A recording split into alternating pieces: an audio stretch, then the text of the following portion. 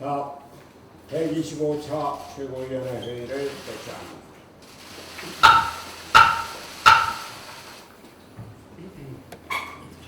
지난 17일 러시아 어선을 타고 북한에 억류되었던 우리 국민 2명이 어제 오후 강원도 속초항으로 무사히 귀환을 했습니다.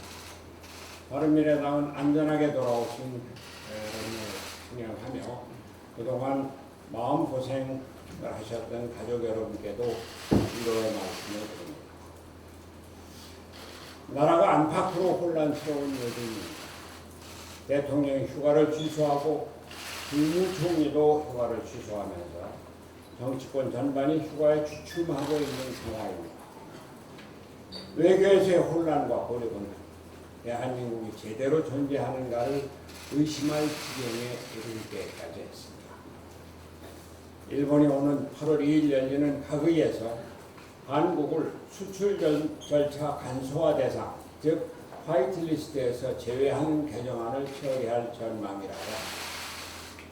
한국에서 일본 제품에 대한 불매 운동이 확산되는 가운데 7월 31일부터 태국 방콕에서 열리는 아세안 지역 안보 포럼 ARF에서 한일 외무장관 회담이 열리게 되어 있습니다만 아직 한일 간 대화에 특별한 진전은 없고 계속 긴장만 고조되고 있는 것으로 보입니다. 북한은 25일 신형 탄도미사일을 발사했고 김정은 국무위원장은 남조선 군부 호전 세력들에게 엄중한 경고를 보내기 위한 무력 시위라고 강조했습니다. 무력 시위라고 강조했습니다. 현재의 방어 체계로는 대비가 힘든 신형 무기라는 보도도 있습니다. 이에 대해 트럼프 미국 대통령은 작은 미사일이라고 하면서 북한의 미사일이 전혀 문제가 아니다라고 평가했습니다. 미 본토에 직접 위협이 되는 대륙간 탄도미사일이 아니면 개의치 않겠다는 뜻인지 크게 우려하지 않을 수 없는 발언입니다. 오히려 트럼프 미 대통령은 어제 SNS를 통해서 WTO의 개발도상국 우대 체계에서 한국을 제외할 것을 요구했습니다. 트럼프 대통령의 발언은 주로 중국을 겨냥한 것이라고는 하지만 한국을 직접 거명했다는 점에서 앞으로 농업 분야를 포함한 통상 압박이 거세질 것을 예고하고 있는 것입니다. 러시아와 중국의 군용기가 대한민국의 영공을 침범하고 러시아가 이를 부인하고 있는데도 우리는 제대로 대응하지 못하고 있는 실정입니다. 북한, 중국, 러시아의 새로운 동맹 체제와의 대결 구도가 염려되는 상황이 전개되고 있는 것입니다. 지난 6월 15일 있었던 삼척항 목선이 상륙해서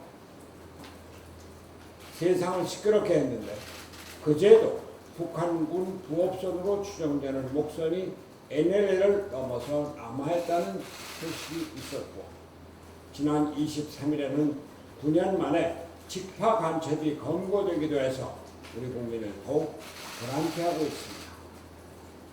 문재인 대통령과 이낙연 총리가 휴가를 취소하면 뭐합니까? 어수선한 외교 문제를 정리하기 위한 마땅한 조치가 있어야 하지 않겠습니까? 국내 정치를 보면 외교 행위는 보이지 않고 그저 보이는 것이 검찰총장을 임명하고 우리 총장님이라고 추켜세우고 조국 민정수석은 퇴임하면 곧 이어서 법무장관으로 개선장군처럼 들어설 것이라는 이야기가 뉴스를 덮고 있습니다. 지금은 더 이상 적폐청산에 국력을 허비할 때가 아닙니다. 우리나라가 처한 외교 위기를 해결하기 위해 국력을 집중해야 할 때입니다. 외교 안보 라인의 전면적인 교체를 통해 대한민국의 저력을 다시 확인해야 합니다. 미국과 일본에